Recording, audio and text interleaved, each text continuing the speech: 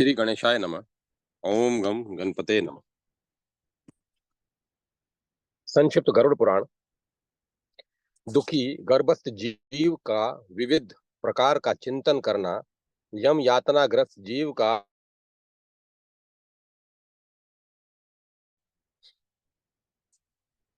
तार्श ने कहा, हे प्रभु, इस मृत्यु पुण्य की संसार सभी जातियों में जो मनुष्य निवास करते हैं, वे अपना काल आ जाने पर मृत्यु को प्राप्त करते हैं, ऐसा लोक में कहते हैं। इसके विषय में आप मुझे बताइए। विधाता ने विधाता के द्वारा बनाए गए उस मार्ग में स्थित वे प्राणी अत्यंत कठिन मार्ग से होकर गुजरते हैं, जिस पुण्य से वे प्रसन्नता पूर्वक जाते हैं और किससे किस पुण्य से वे प्रसन्नता पूर्वक जाते हैं और किससे वे वहां रहते हैं और कुल बल तथा आयु का लाभ प्राप्त करते हैं।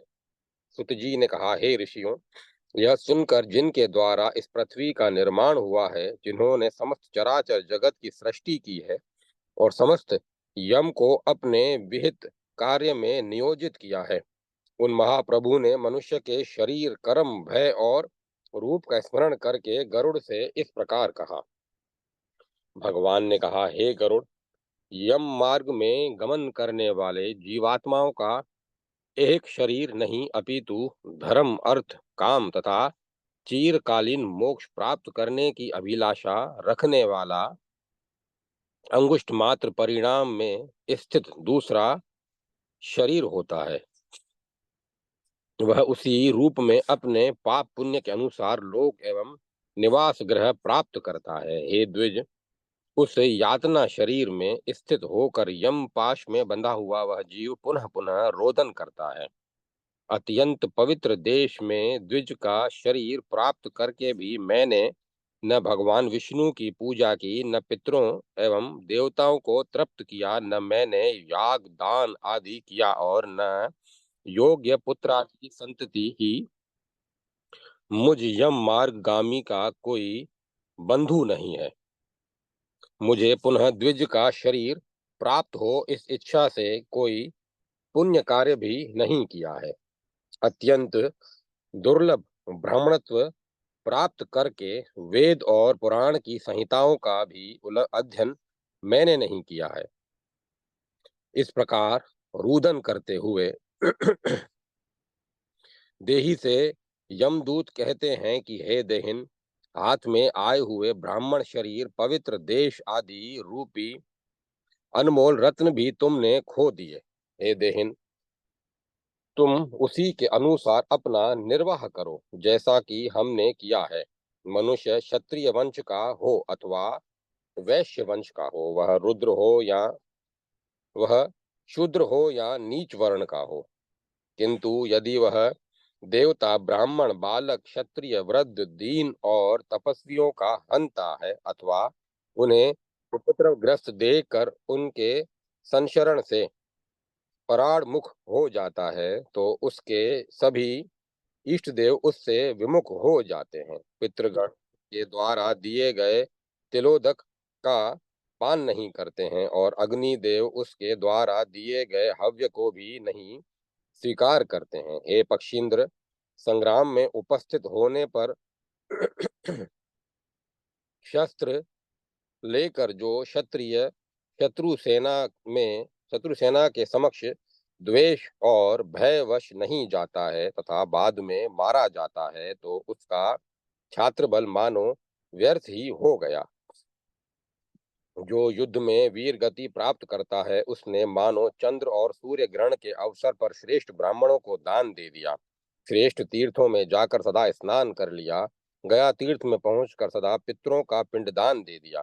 जो क्षत्रिय अपने कर्तव्य का पालन बिना किए हुए शरीर को छोड़ता है, वह सदा चिंता करता रहता है कि समर भूमि में मारे गए स्वामी के लिए, बलात् अपहृत गौ के लिए, स्त्री बालक की हत्या रोकने के लिए और मार्ग में लुटे जाने वाले साथियों के लिए अपने प्राणों का परित्याग मैंने नहीं किया। यमपाश में आबद्ध वैश्य अपने किए हुए कर्मों के विषय में सोचता है कि मैंने किसी प्रकार का पुण्य संचय नहीं किया, कुटुंब के लिए मोहांध होकर क्रय विक्रय में मैंने सत्य का भी प्रयोग नहीं किया, ऐसे ही शूद्र का शरीर प्राप्त करने वाला भी अपने कर्तव्य से विमुख रहते हुए यदि शरीर त्याग करता है तो वह भी यह चिंता करता है कि मैंने ब्राह्मणों को न तो यशस्कर दान दिया और न उनकी पूजा की है। मेरे द्वारा ही पृथ्वी पर जलाशय का निर्माण नहीं कराया गया। मैंने किसी संस्कारहीन ब्राह्मण श्रेष्ठ का संस्कार कराने में योगदान भी नहीं किया। शास्त्र विहित अपने कर्मों का परित्याग करके मदान्ध होकर मैं जीवित रहा। श्रेष्ठ तीर्थों में जाकर अपने शरीर का परित्याग भी नहीं किया है। कभी सदगति प्राप्त के लिए मैंने देवताओं की पूजा भी नहीं। लोकों में पृथ्वी, स्वर्ग और पाताल ये तीन लोक सारभूत हैं। सभी द्वीपों में जम्बू द्वीप, समस्त देशों में देव देश अर्थात भारतवर्ष और सभी जीवों में मनुष्य ही सार है। इस जगत के सभी वर्णों में ब्राह्मण आदि चार वर्ण तथा उन वर्णों में भी धर्मनिष्ठ व्यक्ति श्रेष्ठ है। इस लोक यात्रा के मार्ग में स्थित जीवात्मा धर्म से सभी प्रकार का सुख और ज्ञान प्राप्त करता है। हे पक्षिन, गर्भस्थ जीव को अपने पुनर्जन्मों का ज्ञान रहता है। वह वहां स्मरण करता है कि आयु के समाप्त होने पर शरीर का परित्याग करके अब मैं मलादि में रहने वाले छोटे छोटे कृमि और कीटाणुओं की एक विशेष योनि में स्थित हूँ। मैं सरक कर चलने वाले सर्पादि की योनि में पहुंचा मच्छर हो गया था। चार पैरों वाला अश्व तथा यहाँ वृषभ नामक पशु बन गया था अथवा जंगली सूकर की योनि में प्रविष्ट था। इस प्रकार गर्भ में रहते हुए उस जीवात्मा को पूर्ण ज्ञान रहता है, किंतु उत्पन्न होते ही वह तत्काल उसे भूल जाता है। गर्भ में पहुंचकर जो जीवात्मा चिंतन करता है, शरीरधारी वैसा ही जन्म लेकर बालक, युवा और वृद्ध होता है। यदि गर्भ में सोची गई बात सांसारिक व्यामोह के कारण विस्मृत हो जाती है तो पुनः मृत्यु काल में उसकी याद आ जाती है। यदि शरीर के नष्ट होने पर वह हृदय में ही रह गई है तो पुनः गर्भ में जाने पर उसका स्मरण होना निश्चित है। उसे याद आता है कि मैं दूसरे को छलने का विचार करता रहा। मैंने शरीर की रक्षा के लिए धर्म का परित्याग करके भूत धूत, छल कपट और चोर वृत्ति का आश्रय लिया। अत्यंत कष्ट से मैंने स्वयं लक्ष्मी को एकत्र किया था, किंतु अभिलषित धन का उपभोग मैं नहीं कर सका। अग्निदेव, अतिथि और बंधु बांधवों को स्वादिष्ट अन्न, फल, गोरस तथा तांबुल दे करके मैं उन्हें संतुष्ट करने में असफल रहा। चंद्र ग्रहण हो या मेष मकर राशियों पर सूर्य के प्रवेश का पुण्य काल हो, ऐसे अवसर पर भी श्रेष्ठ तीर्थों का सेवन मैंने नहीं किया। इसीलिए मैं देहिन इसीलिए हे देहिन, तुम मल मूत्र से भरे हुए अपने इस कोश को परिपुष्ट करने में लगे रहे, अतः तुम्हारा उद्धार कहाँ हो सकता है। इस पृथ्वी पर स्थित त्रिविक्रम भगवान विष्णु की प्रतिमा का दर्शन मैंने नहीं किया, उन्हें प्रणाम नहीं किया और न तो उनकी पूजा की है। प्रभास क्षेत्र में विराजमान भगवान सोमनाथ की भक्ति पूर्वक पूजा एवं वंदना भी मेरे द्वारा नहीं हुई। जब ऐसी चिंता मृत प्राणी करता है तब यमदूत उससे कहते हैं कि हे देहधारिन, जैसा तुमने किया है उसके अनुसार अपना निस्तार करो। हे देहिन, पृथ्वी के श्रेष्ठतम तीर्थों की सन्निधि में जाकर उनमें स्नान करके इसमें स्नान कर तुम्हारे द्वारा विद्वानों, ब्राह्मणों एवं गुरुजनों के हाथ में कुछ नहीं दिया गया, अतः जैसा तुमने किया है वैसा भोगो। हे जीव, तुमने चंदन और नैवेद्यादि पंचोपचार से और चंदनादि युक्त बलि प्रदान करके मात्र का पूजा नहीं की, न तो तुम्हारे द्वारा विष्णु, शिव, गणेश, चंडी तथा सूर्य देव ही पूजे गए। अतः तुमने जो कर्म किया है उसी में अपना निर्वाह करो। हे देहिन, तुम्हें जो देवत्व प्राप्त करने योग्य मानव योनि की प्राप्ति हुई थी, किंतु लौकिक आसक्ति में मोहवश यह सब प्राप्त समाप्त हो गया। विमूढ़ बुद्धि, तुमने अपनी गति को नहीं देखा, इसीलिए जो तुमने किया है अब उसी में निस्तार करो। हे पक्षिन, धर्म अर्थ तथा यश को प्रदान करने वाले ऐसे पूर्वोक्त परलोक पथ के पथिक जीवों के पश्चाताप वाक्य का विचार करके उस मनुष्य लोक में जो धर्माचरण करते हुए पुण्य देश में निवास करते हैं, वे इसी मनुष्य लोक में जीवन मुक्ति प्राप्त कर लेते हैं। ऊपर किए हुए वर्णन के अनुसार विलाप करते हुए प्रेत को यमदूत अपने काल स्वरूप मुदगरों से बहुत मारते हैं। वह हाँ देव यह स्मरण करता हुआ अपने को कोसते हुए कहता है कि तुमने अपनी कमाई से जो धन अर्जित किया था उसमें से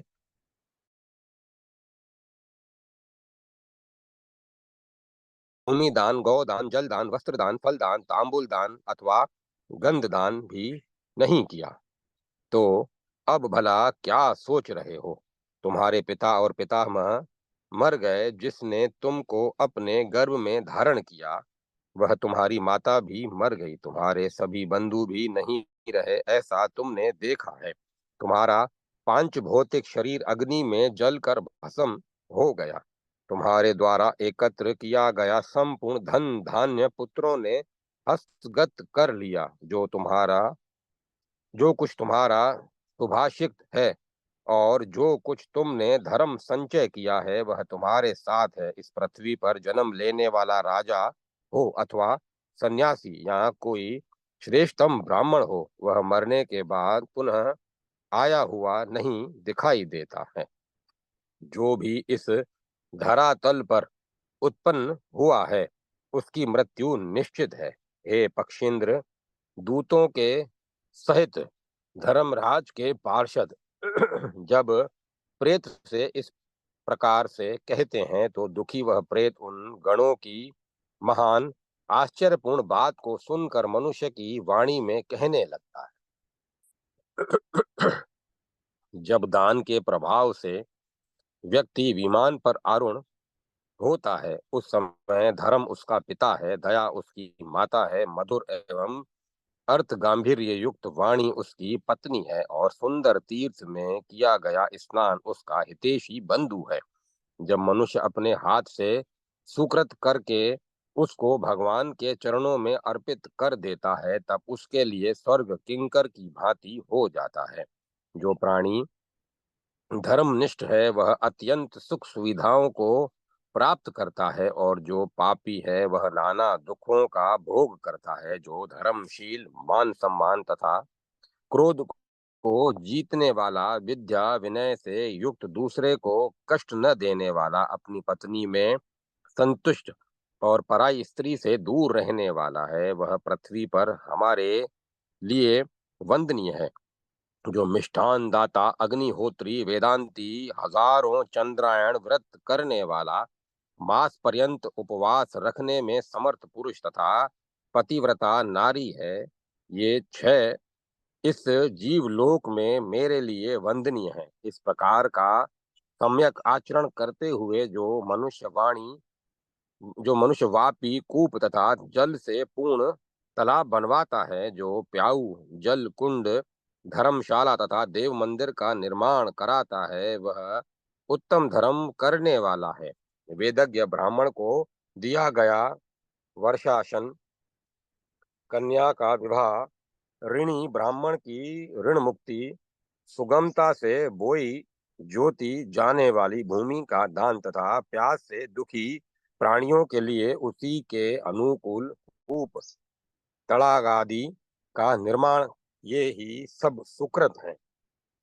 शुद्ध भाव से जो प्राणी इस सुकृत सुकृत सार रूप अध्याय को सुनता और पढ़ता भी है वह कुलीन है। वह धर्मनिष्ठ व्यक्ति मृत्यु के बाद निश्चित ही इस उस अनंत ब्रह्मांड के एकमात्र आश्रय नारायण को प्राप्त करता है।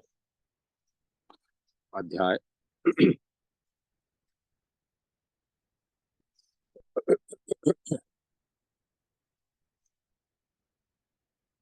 अध्याय 48 समाप्त। जय माता सरस्वती। जय मां सरस्वती। भगवान विष्णु द्वारा गरुड़ को दिए गए महत्वपूर्ण उपदेश, मनुष्य योनि प्राप्ति की दुर्बलता का वर्णन, मनुष्य शरीर प्राप्त कर आत्म कल्याण के लिए सचेष्ट रहना, संसार की दुख रूपता तथा अनित्यता और ईश्वर की नित्यता का वर्णन, काल के द्वारा सभी के विनाश की प्रतिपादन, सत्संग और विवेक ज्ञान से मोक्ष की प्राप्ति, आए गरुड़ पुराण की व्रत श्रोत्र परंपरा तथा गरुड़ पुराण का महात्म्य। गरुड़ ने कहा, हे दया के सागर, अज्ञान के कारण ही जीव की उत्पत्ति इस संसार में होती है। इस बात को मैंने सुन लिया। अब मैं मोक्ष के सनातन उपाय को सुनना चाहता हूँ। हे देव देवेश, शरणागत वत्सल प्रभो, सभी प्रकार के दुखों से मलिन बनाए गए इस दुस्तर असार संसार में नाना प्रकार के शरीरों में प्रविष्ट जीवों की अनंत राशियां हैं। वे इसी संसार में जन्म लेती हैं और इसी में मर जाती हैं, किंतु उनका अंत नहीं होता है। वे सदैव दुख से व्याकुल ही रहती हैं। यहाँ कहीं कोई भी सुखी नहीं है।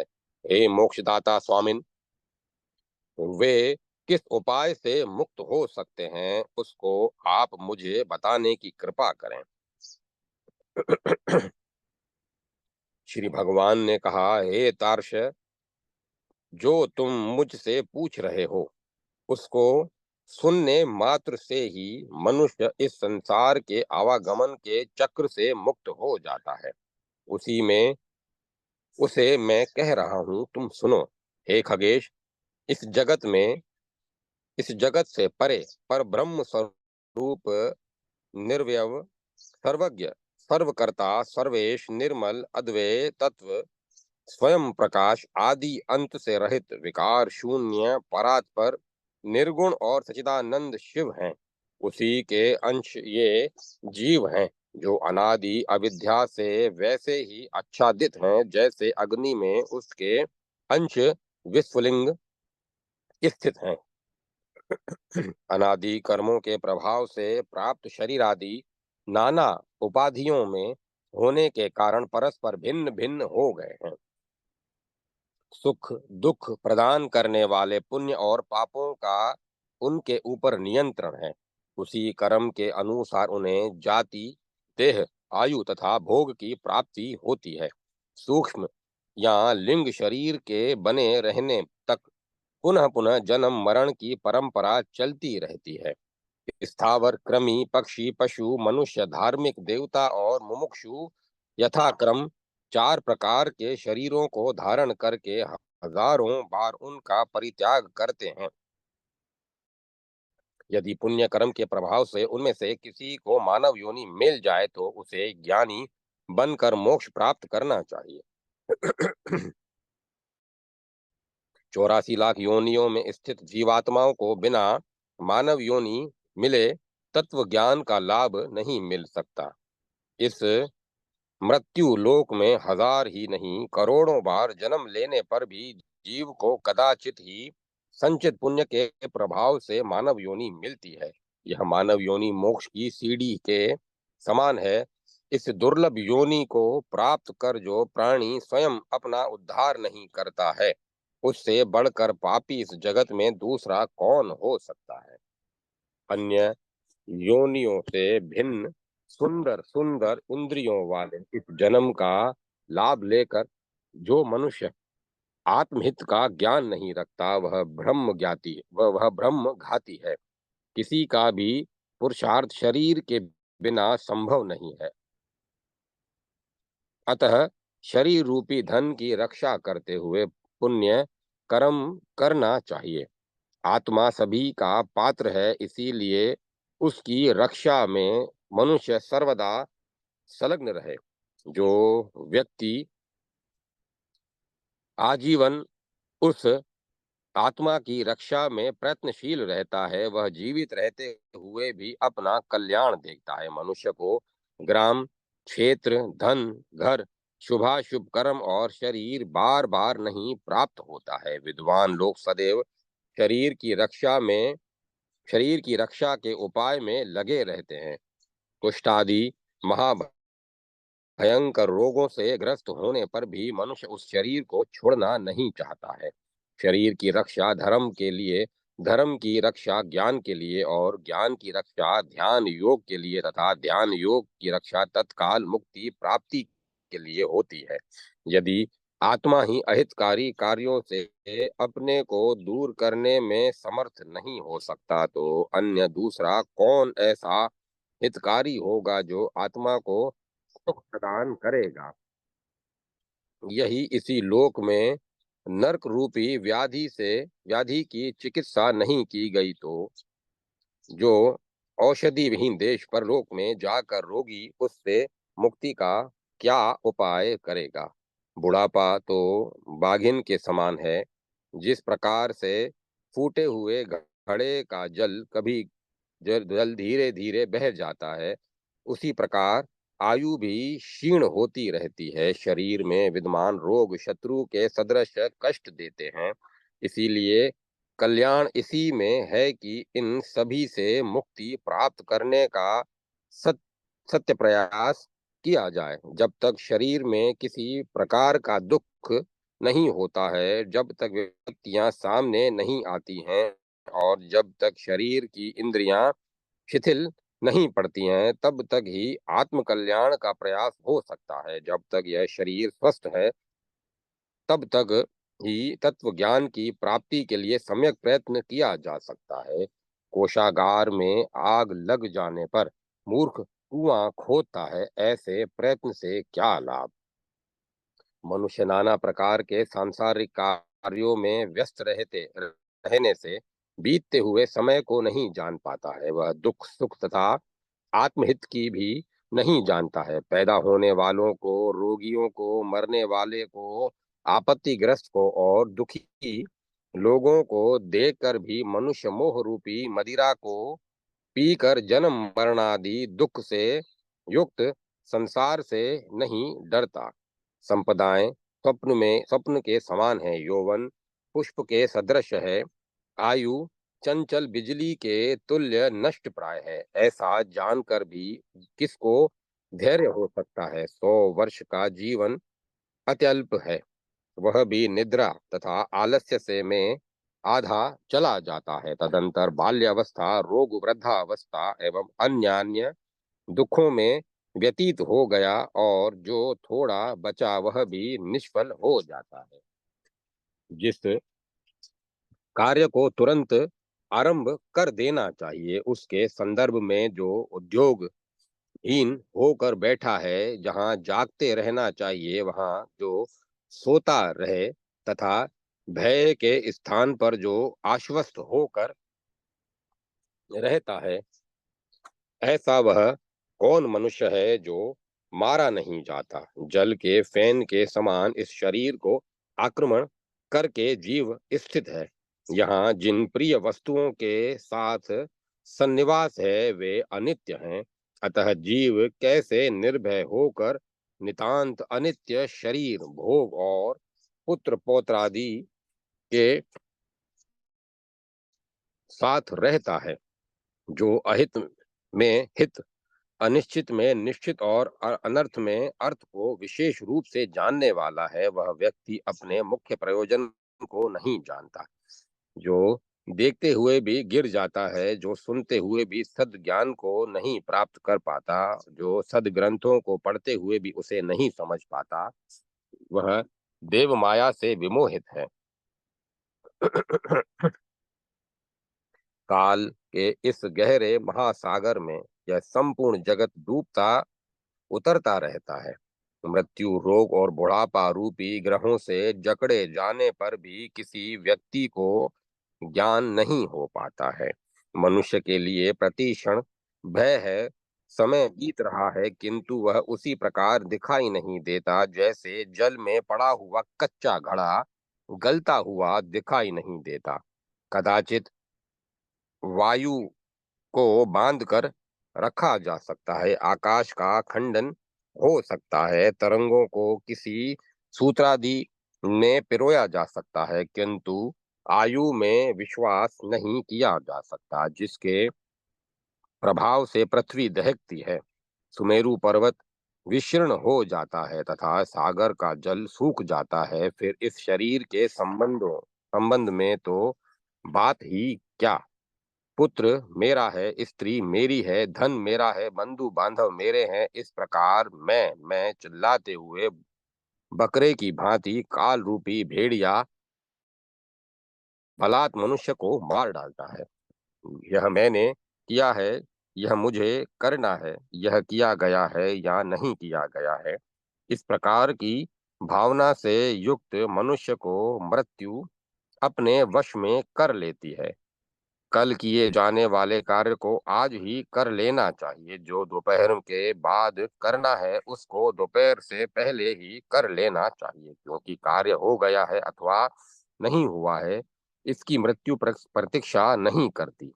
वृद्धावस्था पथ प्रदर्शक है, अत्यंत भयंकर रोग सैनिक है, मृत्यु शत्रु है। ऐसी विषम परिस्थिति में फंसा हुआ मनुष्य अपने रक्षक भगवान विष्णु को क्यों नहीं देखता है।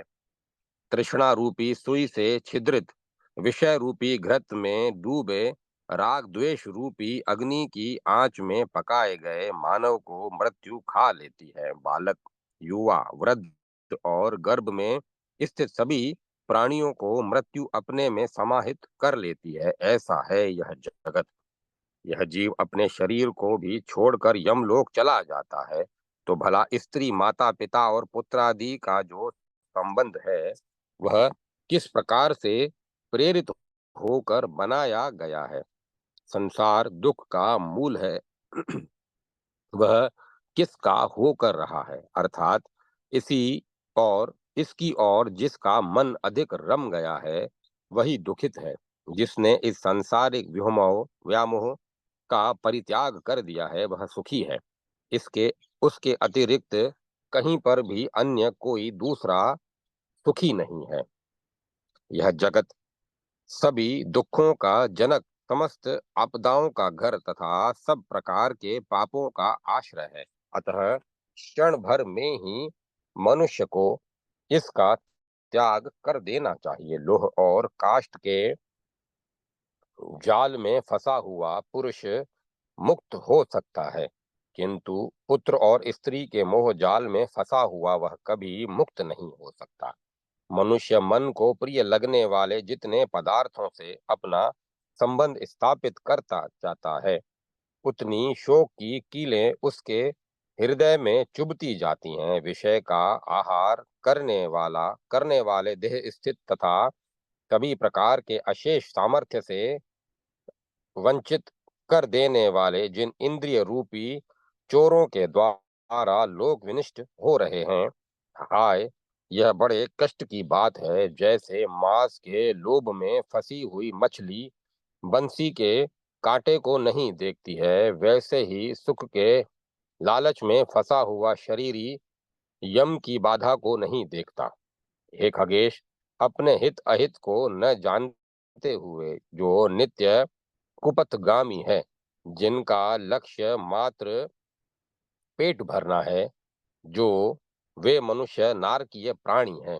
निद्रा, भय, मैथुन तथा आहार की अभिलाषा सभी प्राणियों में समान रूप से रहती है। उनमें ज्ञानी को मनुष्य और अज्ञानी को पशु माना गया है। मूर्ख व्यक्ति प्रातः काल में मल मूत्र, दोपहर में भूख प्यास तथा रात में मैथुन और निद्रा से पीड़ित रहते हैं।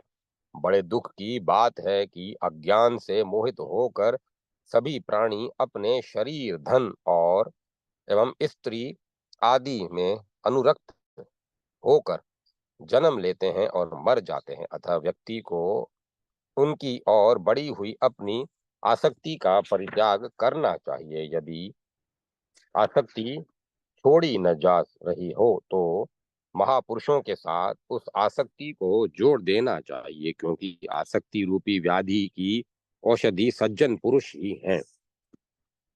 संसार और विवेक, ये दो प्राणी के मल रहित स्वस्थ दो नेत्र हैं। सत्संग और विवेक, ये दो प्राणी के मल रहित स्वस्थ नेत्र हैं। जिनके पास ये दोनों नहीं है, वह मनुष्य अंधा है।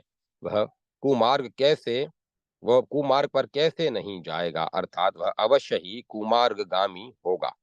अपने अपने वर्णाश्रम धर्म को मानने वाले सभी मानव दूसरे के धर्म को नहीं जानते हैं, किंतु वे दंभ के वशीभूत हो जाए हो जाए तो अपना ही नाश करते हैं। व्रतचर्यादि में लगे हुए प्रयासरत कुछ लोगों से क्या बनेगा, क्योंकि अज्ञान से स्वयं अपने आत्म तत्व को ढके हुए लोग प्रचारक बनकर देश देशांतर में विचरण करते हैं। नाम मात्र से स्वयं संतुष्ट कर्म कांड में लगे हुए मनुष्य तथा मंत्रोच्चार एवं मोहादि से युक्त याज्ञिक यज्ञ विस्तार के द्वारा भ्रमित हैं। मेरी माया से विमोहित मूढ़ लोग शरीर को सुखाने वाले एक भक्त तथा उपवास आदि एक भक्त तथा उपवास आदि नियमों से अपने पुण्य रूप अदृष्ट की कामना करते हैं। ताड़ना मात्र से अज्ञानी जन क्या मुक्ति प्राप्त कर सकते हैं? क्या वामी को पीटने से महाविषधारी सर्प मर सकता है? यह कदापि संभव नहीं है। जटाओं से भरा और मृग चर्म से युक्त वेश धारण करने वाले दाम्भिक ज्ञानियों की भांति इस संसार में भ्रमण करते हैं और लोगों को भ्रमित करते हैं। लौकिक सुख से लौकिक सुख में आसक्त मैं ब्रह्मा को जानता हूँ, ऐसा कहने वाले कर्म तथा ब्रह्म, इन दोनों से भ्रष्ट दम्भी एवं ढोंगी व्यक्ति का अंत्यज के समान परित्याग कर देना चाहिए। घर को वन के समान मानकर निर्वस्त्र और लज्जा रहित जो साधु गंदे अन्य पशुओं की भांति इस जगत में घूमते रहते हैं, और विरक्त वे विरक्त होते हैं? कदापि नहीं। यदि मिट्टी भस्म तथा धूल का लेप करने से मनुष्य मुक्त हो सकता है, तो क्या मिट्टी और भस्म में ही नित्य रहने वाला कुत्ता मुक्त नहीं हो जाएगा? वनवासी तापसजन घास फूस पत्ता तथा जल का ही सेवन करते हैं। क्या इन्हीं के समान वन में रहने वाले सियार चूहे और मृग आदि जीव जंतु तपस्वी हो सकते हैं? जन्म से लेकर मृत्यु पर्यंत गंगा आदि पवित्रम नदियों में रहने वाले मेंढक या मछली आदि प्रमुख जलचर प्राणी योगी हो सकते हैं। कबूतर, शिलाहार और चातक पक्षी कभी भी पृथ्वी का जल नहीं पीते हैं। क्या उनका व्रती होना संभव है? अतः ये नित्यादि कर्म लोक रंजन के कारक हैं। हे खगेश्वर, मोक्ष का कारण तो साक्षात तत्व ज्ञान है। हे खगेश्वर, छठ षड दर्शन रूपी महाकूप में पशु के समान गिरे हुए मनुष्य पाछ से नियंत्रित पशु की भांति परमार्थ को नहीं जानते। वेद शास्त्रादि के महासमुद्र में इधर उधर से अनुमान लगाने वाले इस षड दर्शन रूपी तरंग से ग्रस्त होकर कुतर्की बन जाते हैं। जो वेद आगम और पुराण का ज्ञाता परमार्थ को नहीं जानता है, उस कपटी का सब कथन कोवे का कांव कांव ही है। यह ज्ञान है, यह जानने के योग्य है। ऐसी चिंता से भली भांति बेचैन तथा परमार्थ तत्व से दूर प्राणी दिन रात शास्त्र का अध्ययन करता है। वाक्य ही छंद है और उस छंद से गुम्फित वाक्यों में अलंकार सुशोभित होता है।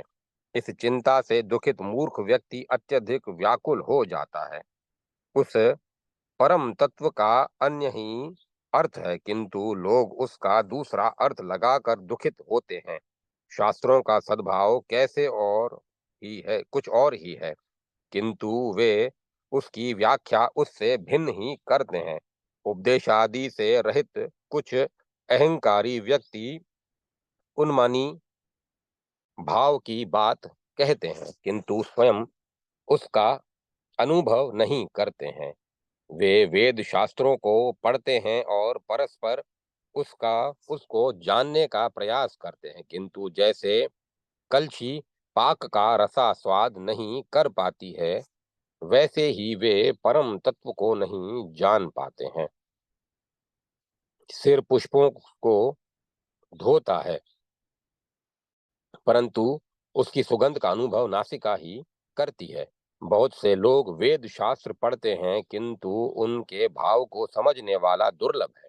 अपने ही भीतर विद्यमान उस परम तत्व को न पहचान कर मूर्ख प्राणी वैसे ही शास्त्रों में वैसे ही व्याकुल रहता है, जैसे कछार में आए हुए बकरियां भेड़ के बच्चे को एक गोप कुएं में खोजता है। सांसारिक मोह को विनिष्ट करने में शब्द ज्ञान समर्थ नहीं है, क्योंकि दीपक की वार्ता से कभी अंधकार को दूर नहीं किया जा सकता है। बुद्धि रहित व्यक्ति का पढ़ना वैसे ही है, जैसे अंधे के हाथ में दर्पण हो। अतः प्रज्ञावान पुरुष को अतः प्रज्ञावान पुरुषों के द्वारा अधित शास्त्र तत्व ज्ञान का लक्षण है। यह ज्ञान है, यह जानने के योग्य है।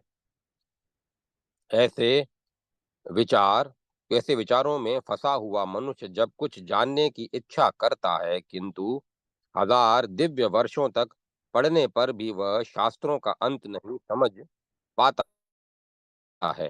शास्त्र तो अनेक हैं, किंतु आयु बहुत ही कम है और उसमें भी करोड़ों विघ्न बाधाएं हैं। इसीलिए जल में मिले हुए क्षीर को जैसे हंस ग्रहण कर लेता है, वैसे ही उनके सार तत्व को ग्रहण करना चाहिए। हे तार्श, वेद शास्त्रों का अभ्यास करके जो बुद्धिमान व्यक्ति उस परम तत्व का ज्ञान प्राप्त कर लेता है, उसको उन सभी का परित्याग उसी प्रकार करना चाहिए जिस प्रकार एक धनार्थी पुरुष धान ग्रहण कर लेता है और पुआल को फेंक देता है। जैसे अमृत के पान से संतृप्त प्राणी का भोजन से कोई सरोकार नहीं रह जाता, वैसे ही तत्व को जानने वाले विद्वान का शास्त्र से कोई प्रयोजन नहीं रह जाता है। हे विंतात्मज, वेदाध्ययन से मुक्ति संभव नहीं है और न तो शास्त्रों को पढ़ने से वह प्राप्त हो सकती है। हे केवल्य, वह केवल्य ज्ञान से ही सुलभ है, किसी अन्य साधन से नहीं। आश्रय उस मोक्ष का कारण नहीं हो सकता, दर्शन भी उसकी प्राप्ति के कारण नहीं है। वैसे ही सभी कर्मों को उसका कारण नहीं मानना चाहिए। उसका कारण ज्ञान है, मुक्ति देने वाली गुरु की एक वाणी है। अन्य सभी विद्याएं विडंबना करने वाली हैं। हजार शास्त्रों का भार सिर पर होने पर भी प्राणी को जो सजीवन संजीवन देने वाला वह परम तत्व अकेला ही है। सभी क्रियाओं की सभी प्रकार की क्रियाओं से रहित वह अद्वैत शिव तत्व कहा गया है।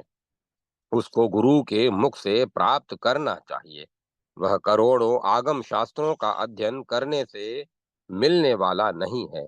ज्ञान दो प्रकार का कहा जाता है, एक है शास्त्र कथित ज्ञान और दूसरा है विवेक से रहित विवेक से प्राप्त हुआ ज्ञान। इसमें शब्द ही ब्रह्म है ऐसा आगम शास्त्र कहते हैं, वह परम तत्व ही ब्रह्म है ऐसा विवेकी जन कहते हैं। कुछ लोग अद्वैत को प्राप्त करने की इच्छा रखते हैं और कुछ लोग द्वैत को चाहते हैं, किंतु वे सभी यह नहीं जानते हैं कि वह परम तत्व संभाव वाला है। वह द्वैताद्वैत से रहित है। बंधन और मोक्ष के लिए इस संसार में दी हुई दो ही पद हैं। एक पद है यह मेरा है, और दूसरा पद है यह मेरा नहीं है। यह मेरा है, इस ज्ञान से वह बंध जाता है, और यह मेरा नहीं है, इस ज्ञान से वह मुक्त हो जाता है। जो कर्म इस जीवात्मा को बंधन में नहीं ले जाता है, वही सत्कर्म है। जो प्राणी को मुक्ति प्रदान करने में समर्थवती है, वही विद्या है। इसके अतिरिक्त दूसरा कर्म तो परिश्रम करने के लिए होता है, और दूसरी विद्या कला ने पुण्य को प्रदर्शित करने के लिए होती है। जब तक प्राणियों को कर्म अपनी ओर आकृष्ट करते हैं, जब तक उनमें सांसारिक वासना विद्यमान है, और जब तक इनकी इंद्रियों में चंचलता रहती है, तब तक उन्हें परम तत्व का ज्ञान कहाँ हो सकता है। जब तक व्यक्ति में शरीर का अभिमान है, जब तक उसमें ममता है, जब तक उस प्राणी के में प्रयत्न की क्षमता रहती है, जब तक उसमें संकल्प तथा कल्पना करने की शक्ति है, जब तक उसके मन में स्थिरता नहीं है, जब तक वह शास्त्र चिंतन नहीं करता है, एवं जब तक उस पर गुरु की दया नहीं होती है, तब तक उसको परम तत्व कथा कहाँ से प्राप्त हो सकती है। तभी तक ही तप व्रत तीर्थ जप तथा होम आदि कृत्य एवं वेद शास्त्र तथा आगम की कथा है, जब तक व्यक्ति उस परमार्थ तत्व को नहीं जान पाता है। हे तार्ष, यदि व्यक्ति अपना मोक्ष चाहता हो, तो वह सभी अवस्थाओं में प्रयत्न पूर्वक सदैव तत्वनिष्ठ होकर रहे। देहिक, देविक और भौतिक इन तीनों तापों से संतप्त प्राणी को धर्म और ज्ञान जिनका जिसका पुष्प है, स्वर्ग और तथा मोक्ष जिसका फल है, ऐसे मोक्ष रूपी वृक्ष की छाया का आश्रय करना चाहिए। अतः श्री गुरुदेव के मुख से प्राप्त ज्ञान के द्वारा आत्म तत्व को जानना चाहिए। ऐसा करने से जीव इस दुर्दश संसार के बंधन से सुखपूर्वक मुक्त हो जाता है। हे गरुड़, उस तत्व का अंतिम कृत्य सुनो, जिसके द्वारा ब्रह्म पद या निर्वाण नाम वाला मोक्ष प्राप्त होता है। अब मैं उसे कहूंगा। अंत समय आ जाने पर पुरुष भय रहित होकर असंग रूपी शस्त्र से देहादि की आसक्ति को काट दे। घर में सन्यासी बनकर निकला धीरवान पुरुष पवित्र तीर्थ में जाकर उसके जल में स्नान करे। तदंतर वहीं पर एकांत देश में किसी स्वच्छ एवं शुद्ध भूमि में विधिवत आसन लगाकर बैठ जाए, तथा एकाग्र चित्त होकर गायत्री आदि मंत्रों के द्वारा उस परम शुद्ध ब्रह्माक्षर का ध्यान करे। ब्रह्मा के बीज मंत्र को बिना भुलाए हुए बिना भुलाए वह अपनी श्वास को रोककर मन को वश में करे। मन रूपी घोड़े को बुद्धि रूपी सारथी द्वारा सांसारिक विषयों से उसका नियंत्रण करे। अन्य कर्मों से मन को रोककर बुद्धि के द्वारा शुभ कर्म में मन को लगाए। मैं ब्रह्म हूँ, मैं परम धाम हूँ, मैं ही ब्रह्म हूँ, परम पद मैं हूँ। इस प्रकार की समीक्षा करके आत्मा को निष्कल आत्मा में प्रविष्ट करना चाहिए। जो मनुष्य ओम इस एकाक्षर ब्रह्म का जप करता है, वह अपने शरीर का परित्याग कर परम पद प्राप्त करता है। जहाँ ज्ञान वैराग्य से रहित अहंकार आदि प्राणी नहीं जाते हैं, वहाँ सुधीजन जाते हैं। उनके विषय में अब तुम्हें बताता हूँ।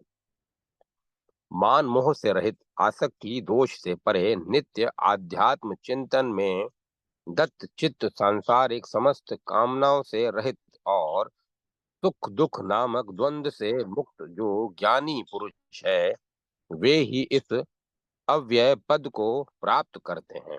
जो व्यक्ति ज्ञान रूपी हृदय में राग द्वेष नाम वाले मल को दूर करने वाले सत्य रूपी जल से भरे हुए मानस तीर्थ में स्नान करता है, उसी को मोक्ष प्राप्त होता है।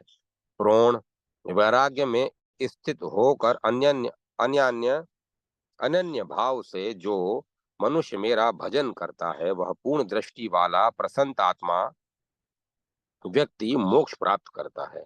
घर छोड़कर मरने की अभिलाषा से जो तीर्थ में निवास करता है और मुक्ति क्षेत्र में रहता है, उसे मुक्ति प्राप्त होती है। अयोध्या, मथुरा, माया, काशी, कांची, अवंतिका तथा द्वारका, ये 7 पुरियां मोक्ष प्रदा हैं।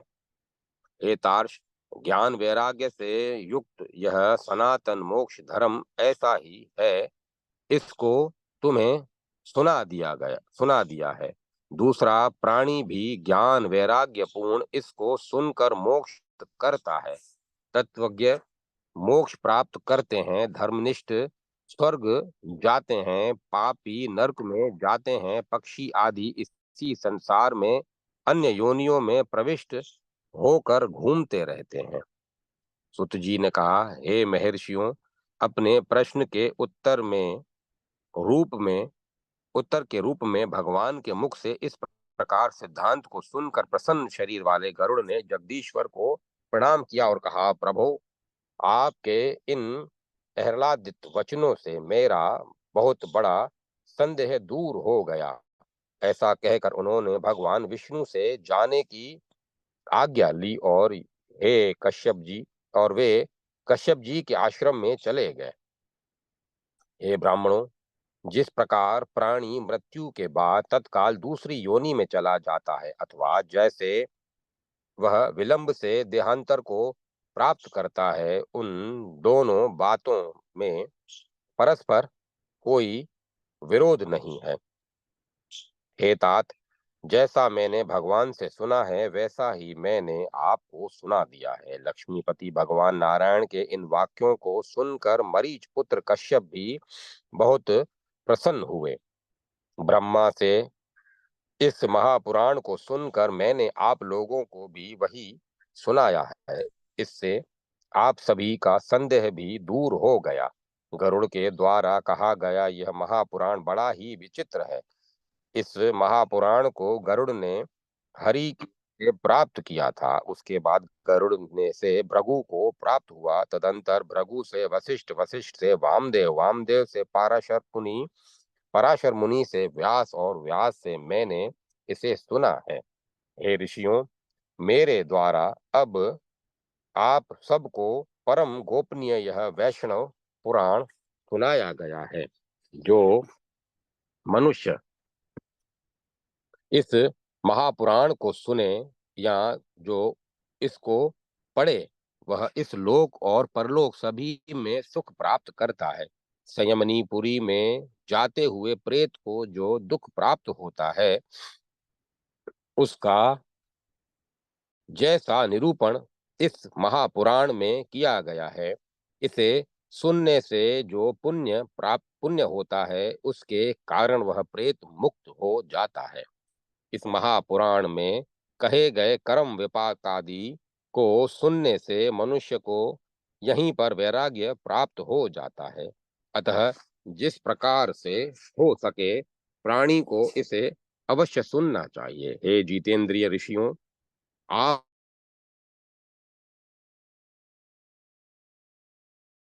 हैं जिनके मुख से निकली हुई सुधासार की धारा के मात्र एक वर्ण रूपी सीकर को श्रुति पूरक रूपी चिल्लू से पीकर परमात्मा के साथ वैक्य प्राप्त हो जाता है।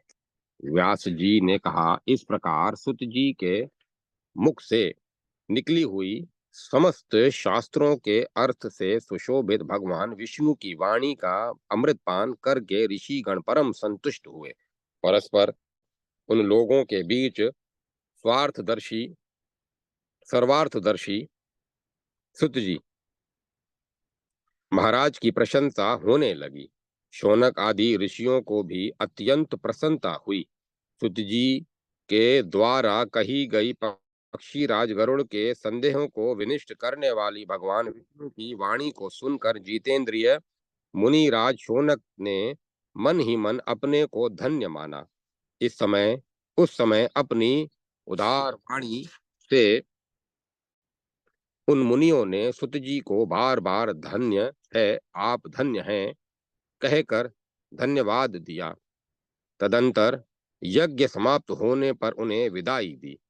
यह गरुड़ महापुराण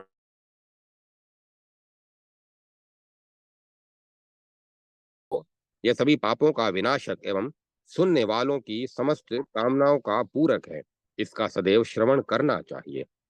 इस महापुराण को सुनने के बाद वाचक को शय्यादि सभी प्रकार की विधिवत दान देने का विधान है।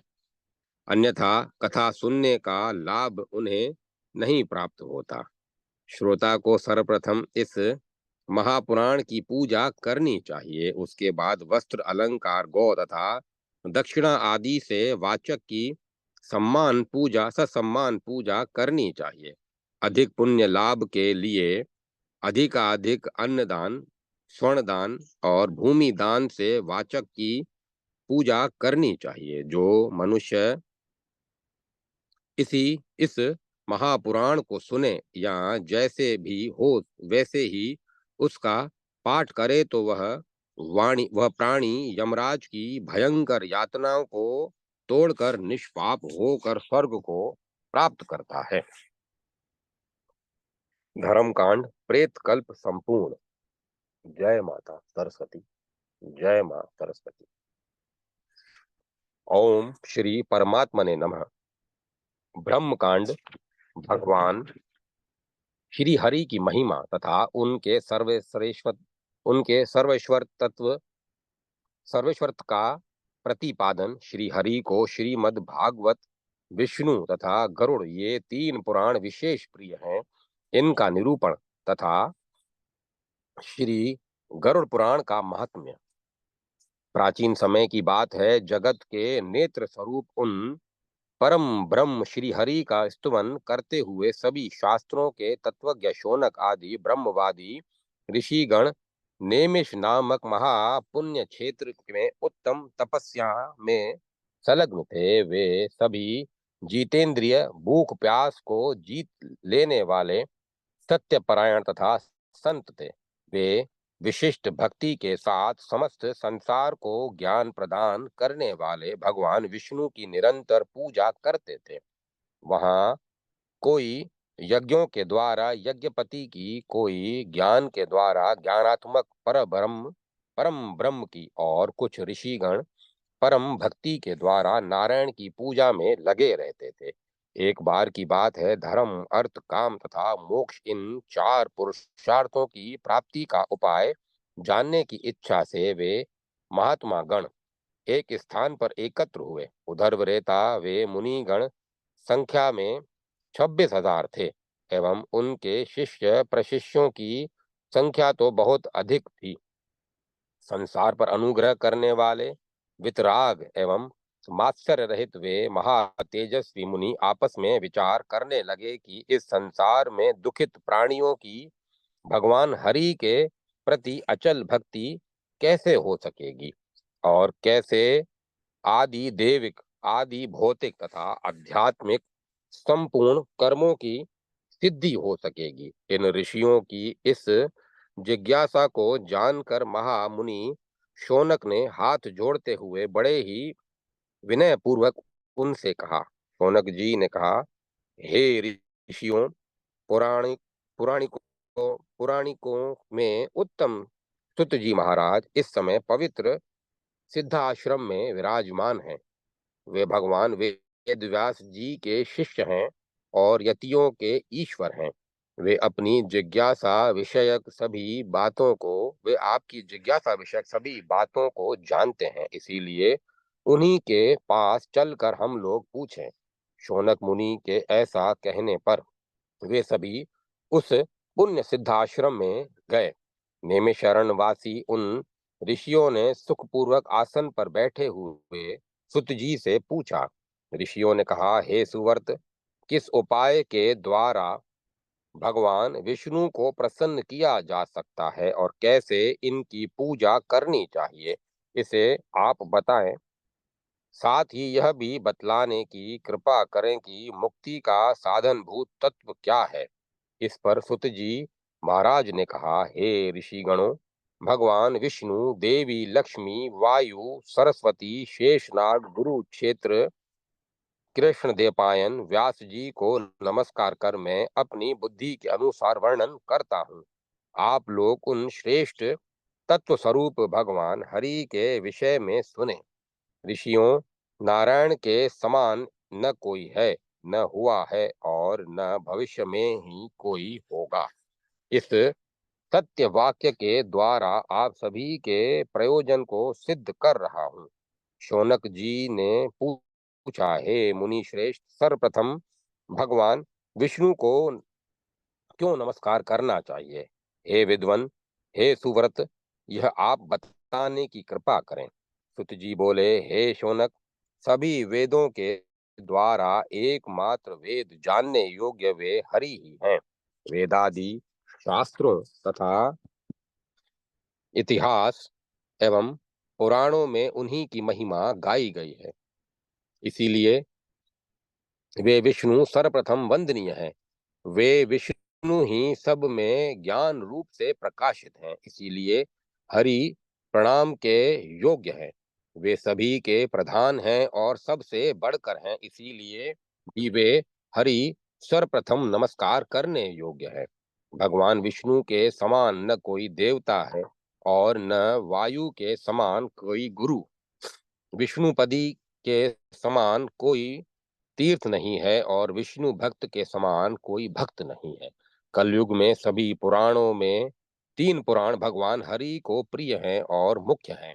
उनमें भी कली काल में मनुष्यों का कल्याण करने वाला श्रीमद् भागवत महापुराण मुख्य पुराण है। इसमें जिन से सर्वप्रथम सृष्टि हुई है, उन श्री हरि का प्रतिपादन हुआ है, इसीलिए यह भागवत पुराण श्रेष्ठ माना गया है।